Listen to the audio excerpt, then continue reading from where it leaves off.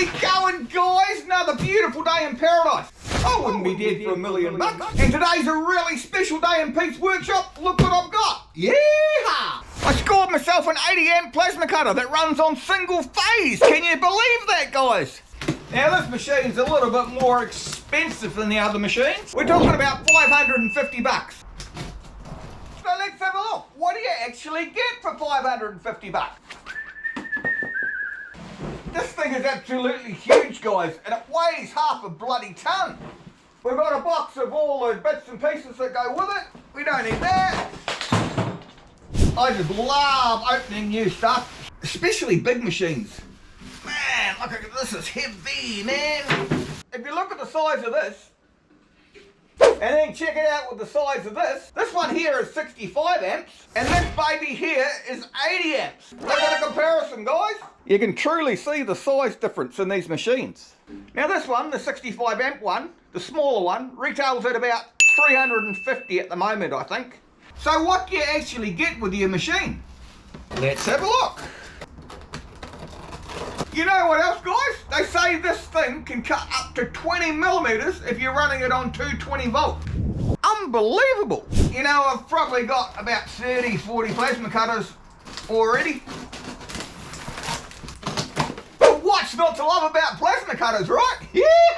So exciting. We've got a P80 plasma torch. Now this torch runs up to 100 amps, so even with big Sasquatch hands like mine, you can actually hold it properly and it feels real awesome in your hands. What else we got? We've got some air line, which I don't think I need. We've got a 240 volt, 110 volt adapter to plug into here, which is pretty cool because I think some other manufacturers sell these separately for about 35 bucks. We got your standard earth lead, we got some spare consumables, and if all else fails, we got some bloody instructions. Let's put the torch on this baby and turn it on. Yeehaw! I think cutting 20 millimeters on single phase is truly amazing, guys. I wonder what they'll come up with next. Who would know? I've been waiting for this for such a long time.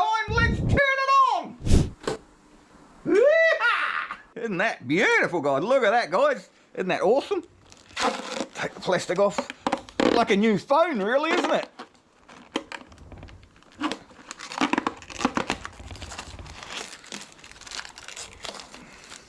Look at this, guys. It even tells you the air pressure. See, we're in the red here. So if we just turn the air pressure up a little bit, it should go, see that? It's starting to go green for 80 amps cutting. I reckon that's pretty bloody awesome. And look what happens if I take the air out altogether. It just tells you what's wrong with the machine.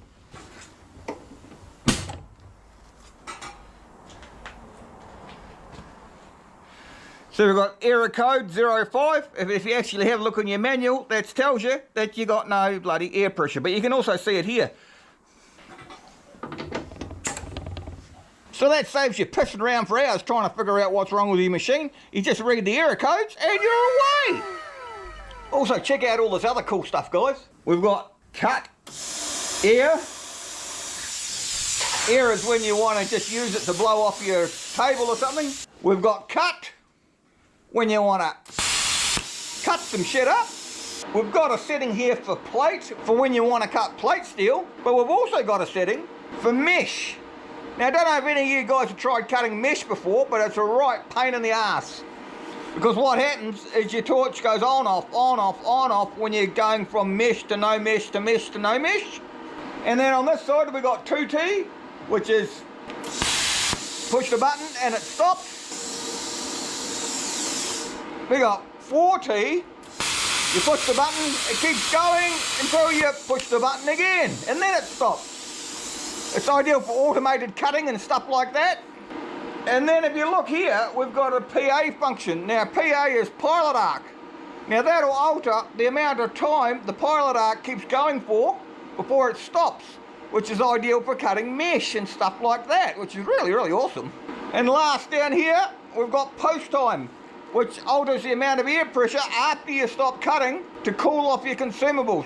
The longer you have the air running after you stop cutting, the cooler your consumables will get, the longer they'll last. That's pretty cool, eh?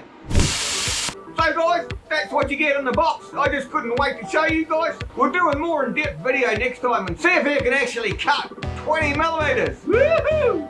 Same as usual guys, if you like my videos, remember to subscribe and like and do the thing that you gotta do. I'll put some links in the description below if you want to check one of these babies out for yourself. See you next time.